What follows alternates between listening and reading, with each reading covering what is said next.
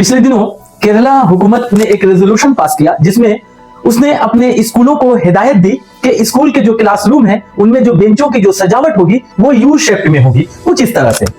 ये U shaped शक्ल देने के पीछे हुकूमत का मकसद सिर्फ ये है कि मुल्क हिंदुस्तान में पिछली रो में बैठना यानी बैक बेंच में बैठना बाइसे तजलील और बाइसे शर्म समझा जाता है। पिछली रो में बैठना क्या वाकई बाइसे शर्म है? जहां तक मेरा मानना है कि पिछली बेंच में बैठना या सामने के बेंच में बैठना ये स्टूडेंट की नीयत और उनके मकसद पर मुनहसर करता है। मिसाल के तौर पर अगर कोई तालिब इल्म मौज मस्ती के गर्ज से, हंसी मजाक करने की गर्ज से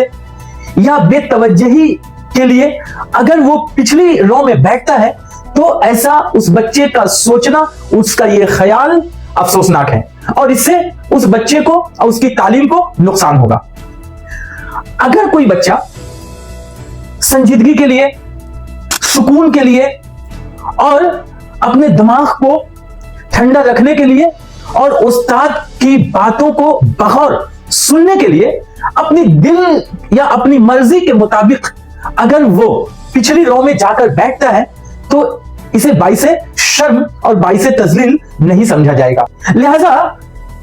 पिछली रो में बैठना या सामने की रो में बैठना ये स्टूडेंट तालिब इल्म की नीयत और उसके मकसद पर इन्हसार करता है कि क्या वाकई पिछली रो में बैठने वाले बच्चे अपनी जिंदगियों में नाकाम होते हैं। अगर हम लोग मुशाहिदा करें,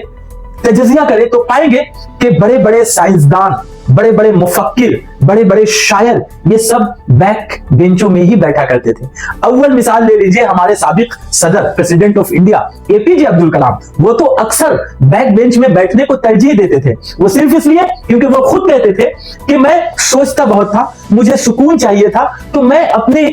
सुकून के लिए, अपने दिल के सुकून के लिए और अपनी ख्यालों को अमली जामा पहनाने के लिए मैं अक्सर बैक बेंच में बैठा करता था।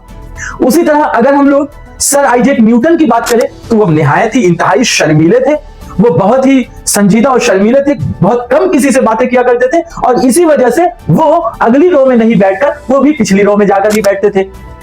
उसी तरह अगर हम लोग आइंस्टाइन की बात करें तो आइंस्टाइन भी पिछली बेंच में बैठने को तरजीह देते थे क्योंकि वो सोचते बहुत थे, वो सोच और उनको सोचने के लिए सुकून चाहिए होता है और वो इस वजह से पिछली रो में बैठकर वो अपनी दुनिया में ही खो जाया करते थे, ऐसा आइंस्टाइन ने खुद कहा है। अगर हम शायरों की बात करें तो हमारे रविंद्रनाथ टैगोर, हमारे अजीम शायर हिंदुस्तान के, बंगला जबान के, ये तो अक्सर पिछली बेंच में ही बैठा करते थे, पिछली रो में ही बैठा करते थे और ये तरजीह देते थे पिछले बेंच में बैठने को। उसी तरह हमारे बड़े शायर उर्दू के अल्लामा इकबाल, जिनकी इब्तिदाई तालीम बहुत अच्छी नहीं थी, अपनी इब्तिदाई मरहले में वो अच्छे तालिब इल्म नहीं थे, इस वजह से वो भी पिछली रो में बैठा करते थे, पिछली रो में बैठने को ही वो भी तरजीह देते थे, आगे चल के बड़े शायर और फिलॉसफी बने वो। लिहाजा जहां तक मेरा मानना है पिछली बेंच में बैठना या सामने की रो में बैठना ये स्टूडेंट की नीयत और उसके मकसद पर इन्हसार करता है, ये उसके मकसद पर मुनहसर करता है कि वो किस तरफ बैठने को तरजीह देता है। मैंने देखा कि केरला गवर्नमेंट ने जिस तरह से जैसे ये रेजोल्यूशन पास किया पूरे मुल्क में, मेरे खुद के मेरे सर्कल में कई टीचरों ने ऐसा किया। खैर करना गलत नहीं है, मगर मैं सिर्फ ये बताना चाह रहा हूं कि ऐसा करके ये साबित करना कि पिछली रो में बैठना बाइसे तजलील है, बाइसे शर्म है, ये सोचना गलत है।